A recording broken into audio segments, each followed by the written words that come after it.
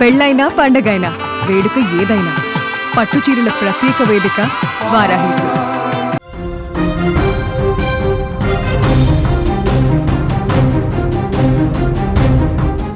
దేశంలోనే అతిపెద్ద విమాన ప్రమాదం. విమానంలో కూర్చున్న ప్రతి ఒక్కరూ ముక్కలు ముక్కలైపోయారు.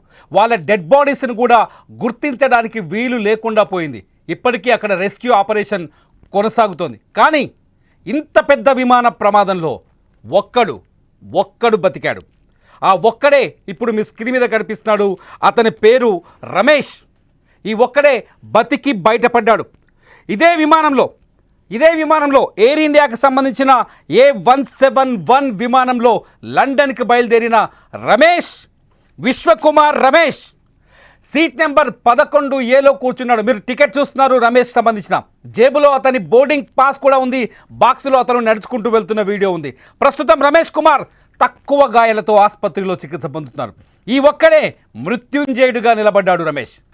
మొత్తానికి ఫ్లైట్లో 244 మంది ఉంటే ఈ 244 మందికి సంబంధించిన ఆచూకీ జాడ ఇంతవరకు తెలియలేదు. 204 మంది చనిపోయినట్టుగా ఇప్పటికి గుర్తించారు.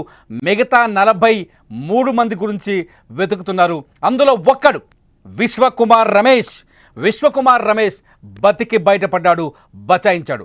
ఇతను ఇప్పుడు మృత్యుంజయుడిగా మారాడు. మొత్తం విమాన ప్రమాదానికి అతిపెద్ద సాక్షిగా కనిపిస్తున్నాడు. మొత్తం విమాన ప్రమాదానికి ఇప్పుడు గుజరాత్ నుంచి మీరు చూస్తున్నారు. గుజరాత్ అహ్మదాబాదులో విమాన ప్రమాదం జరిగిన తర్వాత ఆ శకలాల మధ్యలోంచి లేచి బయటికి నడుచుకుంటూ వస్తున్నాడు విశ్వకుమార్ రమేష్. ఎదురుగా అంబులెన్స్ ఉంది. అతని అంబులెన్స్లో ఎక్కించి స్థానికంగా ఉన్న ఒక ఆసుపత్రికి తరలించారు. మరో బాక్స్లో చూస్తున్నారు మీరు విశ్వకుమార్ రమేష్ బోర్డింగ్ పాస్. అతని జేబులోంచి బయటపడ్డ బోర్డింగ్ పాస్ ఏది? ఇవాళ మధ్యాహ్నం 1:39 అహ్మదాబాద్ నుంచి లండన్ బయలుదేరిన A171 ఫ్లైట్ సరిగ్గా ఎయిర్పోర్ట్ నుంచి 5 నిమిషాల దూరంలోకి వెళ్ళి బీజే మెడికల్ కాలేజ్ పైన కుప్పకూలిపోయింది. ఎయిర్పోర్ట్లో టేకాఫ్ తీసుకున్నప్పుడు ఈ విమానం హైట్ 625 మీటర్ల ఎత్తుకు ఎగిరింది. ఆ తర్వాత సడన్గా దాని హైట్ 475 మీటర్లకు పడిపోయింది. ఒక్కసారిగా అతిపెద్ద బాంబులాగా పేలిపోయింది. అక్కడున్న హాస్టల్ బీజే మెడికల్ కాలేజీలో డాక్టర్లు ఉండే హాస్టల్ని ఢీకొట్టింది. నేరుగా వెళ్ళి విమానం హాస్టల్ బిల్డింగ్ని ఢీకొట్టి భడేల్మని పేలిపోయింది. ఈ పేలుడులు ఒకసారి విజువల్స్ చూడొచ్చు. ఆ పేలుడు తర్వాత అక్కడ భీతావాహ పరిస్థితి. ఇంత పెద్ద ప్రమాదంలో, ఇంత పెద్ద మంటల్లో బూడిదైపోయిన శవాలు ఎన్నో ఉన్నాయి ఇక్కడ. ఈ ఇంత పెద్ద ప్రమాదంలో ఒక్కడు బతికాడు.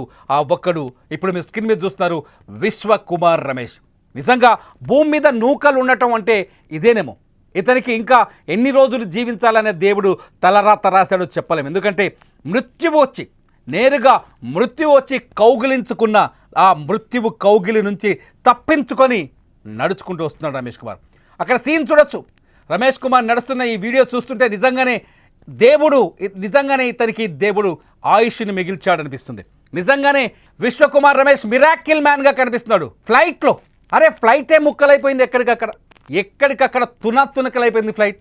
ఆ ఫ్లైట్ నిజంగా చూస్తే ఇలా మనుషులు బతుకుతారా అనిపిస్తుంది. నిజంగా అందులో ఉన్న ప్రతి ఒక్కరూ చనిపోయారని అనధికారికంగా డిక్లేర్ చేశారు. గుజరాత్ పోలీసులు కూడా చాలా స్పష్టంగా చెప్తున్నారు, ఒక్కరు కూడా బతికే ఛాన్స్ లేదని. కానీ ఒక్కడు బతికొచ్చాడు. ఆ ఒక్కడిని మీరు స్క్రీన్ పైన చూస్తున్నారు.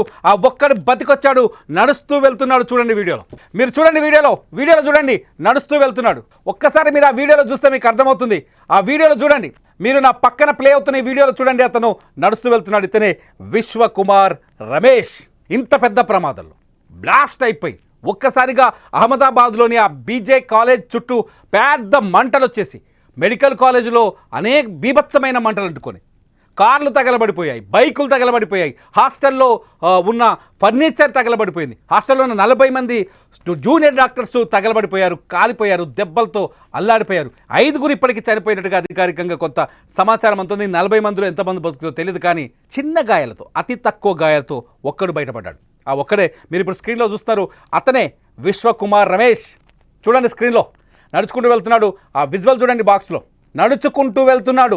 ఇంత పెద్ద ప్రమాదంలో కాలు విరగడం కానీ, చెయ్యి విరగడం కానీ ఎటువంటి గాయం లేదు. చిన్న గాయాలయ్యాయి తప్ప నడుచుకుంటూ వెళ్తున్నాడు. ఎంత అదృష్టవంతుడు. ఫ్లైట్లో ఈ 787 బోయింగ్ విమానంలో ఫ్లైట్ ఒకసారి టికెట్ కూడా చూడండి, టికెట్ పక్కనే టికెట్ చూస్తే మీకు అర్థమవుతుంది. అతని బోర్డింగ్ పాస్ కూడా అక్కడే ఉంది.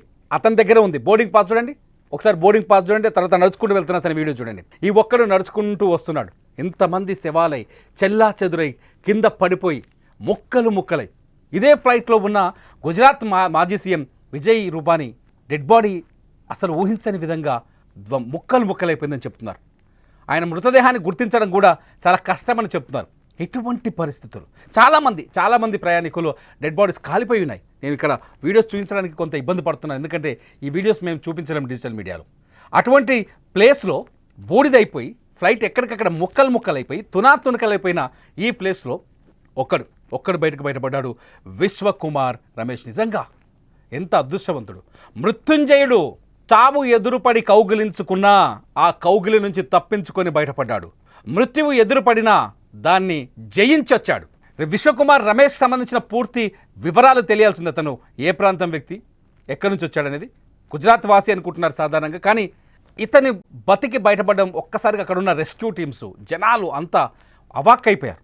ఎందుకంటే ఆ ప్రమాదాన్ని చూసి ఇది గతంలో చరిత్రలో ఎప్పుడు కని విరి ఎరగని రీతిలో జరిగిన ప్రమాదం. ఈ ప్రమాదంలో 244 ప్లస్ డాక్టర్లు అనుకున్నారు, ఒక్కడు మాత్రం బతికాడు. ఇప్పుడు 243.